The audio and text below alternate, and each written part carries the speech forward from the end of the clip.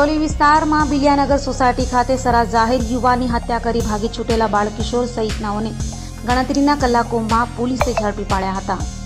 સુરતના ડિંડોલી ખાતે આવેલ બિલિયાનગર સોસાયટીમાં વિશાલ ઉર્ફે અતુલ સોની નામના યુવાનની સરા જાહેર હત્યા કરાઈ હતી, જેની જાણ થતાં તાત્કાલિક પોલીસ કાફલો સ્થળે દોડી ગયો હતો અને લાશનો કબજો લઈ તપાસ શરૂ કરી હતી, જેમાં અંગત અદાવતમાં હત્યા કરાઈ હોવાનું સામે આવ્યું હતું. તો હત્યા કરનાર મુકેશ મીર, ગોપાલ મીર, આનંદ ઉર્ફે કાલુપુરે યાદવ, અભિષેક ઉર્ફે કાલિયા પાઠ અને કાયદાના સંઘર્ષમાં આવેલા બાળકિશોરે મૃતક સાથે બોલાચાલી ઝઘડો થતાં તેની હત્યા કરી હોવાની કબૂલાત કરી હતી. હાલ તો પોલીસે 3 હત્યારાઓ આનંદ ઉર્ફે કાલુપુરે, રમાશંકર યાદવ, અભિષેક ઉર્ફે કાલિયા, અખિલેશ પાઠક, મુકેશ ભનુભાઈ મેર તથા અન્ય એક બાળકિશોરને ઝડપી પાડી સળિયા પાછળ ધકેલી દીધા છે. હત્યાનો બનાવ હતો, આરોપીઓ પકડાઈ ગયા છે. શું છે મામલો?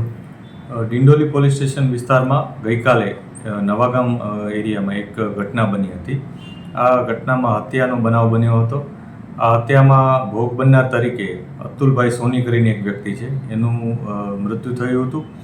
એ વ્યક્તિનું અગાઉ થોડાક દિવસ પહેલાં જે આરોપીઓ છે 5 આરોપીઓ એના સાથે ઝઘડો થયો હતો. અવારનવાર તકરાર પણ થતી હતી, પરંતુ ગઈકાલે તેઓએ એક આયોજનપૂર્વક રીતના આ બનાવને અંજામ આપ્યો હતો. આરોપીઓમાં એક કાયદાના સંઘર્ષમાં આવેલ બાળકિશોર છે. આ ઉપરાંત 4 આરોપીઓ છે, જેમાં મુકેશ મીર, ગોપાલ મીર આ 2 વ્યક્તિઓ છે. ઉપરાંત એક અભિષેક ઉર્ફે કાલિયા, અખિલેશ પાઠક આ વ્યક્તિ નામનો આ 3 વ્યક્તિઓ છે. અને અન્ય એક વ્યક્તિનું પણ આમાં નામ આવે છે. આ 4 વ્યક્તિઓ મળી અને જે કાયદાના સંઘર્ષમાં આવેલ વ્યક્તિ છે અને એ 5 જણાએ મળીને આ બનાવને અંજામ આપ્યો હતો. પોલીસે આ બનાવ અનુસંધાને IPC 302, 143 વગેરે મુજબની કલમો ઉમેરી અને ગુનો દાખલ કર્યો છે.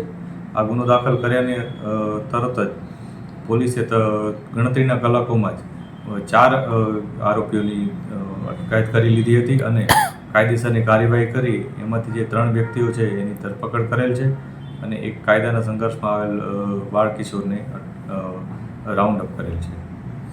સાહેબ, આ લોકો કઈ જગ્યા ભાગ્યા હતા અને પોલીસે કઈ મહેનત કરીને આ લોકોને પકડ્યા છે?